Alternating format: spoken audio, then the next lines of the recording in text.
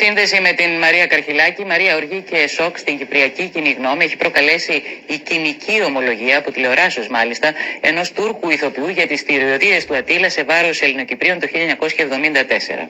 Ο οποίος τώρα, μετά το σάλο που προκάλεσε και στην Τουρκία η ομολογία του, προσπαθεί να ανασκευάσει. Θα τον δείτε τώρα αμέσως όμως στα αυτά που δήλωνε χθες στην τουρκική τηλεόραση, ότι δηλαδή τον καιρό της εισβολής ήταν στρατιώτης, τον έστειλαν να υπηρετήσει στην Κύπρο και εκείνος σκότωσε 10 Ελληνοκυπρίους. Ο πρώτος μάλιστα που σκότωσε ήταν αιχμάλωτος πολέμου, και ενώ ο διοικητής του έλεγε: τι νομίζεις, ότι εσύ θα σκοτώνεις μόνο στην σκηνή, πάρε ένα όπλο, και σκότωσε και στην πραγματικότητα για να δεις πώς είναι. Είπαμε λοιπόν ότι προσπαθεί να ανασκευάσει, και πριν από λίγο τηλεφωνικά δήλωσε στο ΡΙΚ ότι όλα αυτά που έλεγε ήταν ούτε λίγο ούτε πολύ σενάριο αντιπολεμικής ταινίας που ετοιμάζει.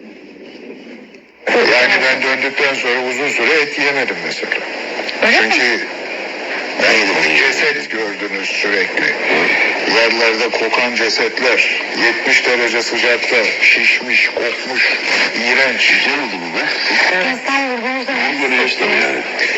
Valla önce ağladım tabii ki ama sonra alışıyor işte dediğim gibi insan. Οργή και αγανάκτηση προκάλεσε στους Ελληνοκυπρίους, ενώ έχει συγκλονίσει και την τουρκική κοινή γνώμη η ομολογία του Τούρκου ηθοποιού.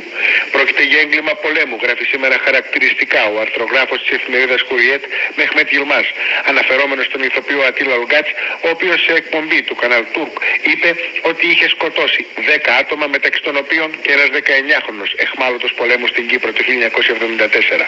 Hiç göz göze geldiniz mi? Ama bir şöyle bu mesela. Adam ne yaptı, yalvardı mı? Tükürdü suratına. Öyle mi? Bir Siz de? bağlı bir şeydi. Öldür dedi komutan, yürüdü gitti.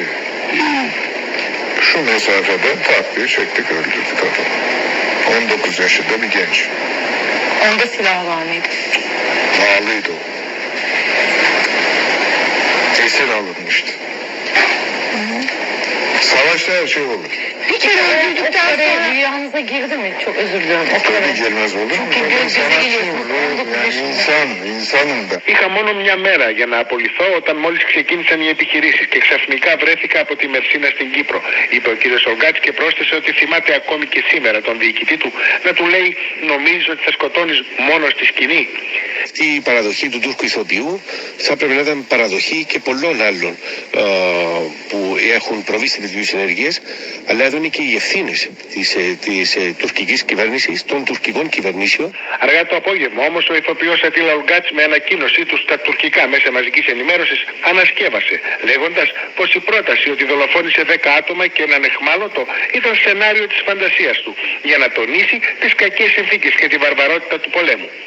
Αν τα λόγια αυτά δεν είναι προϊόν πλούσιας φαντασίας του, όπως υποστηρίζει τώρα, αυτό σημαίνει ότι για τον κύριο Αττήλα θα ανοίξει ο δρόμος της φυλακής, όπως άλλωστε σημειώνει και ο αρθρογράφος της Χουριέτ. Από την Κωνσταντινούπολη για το Μέγκα, Ανδρέας Νομπόπουλος.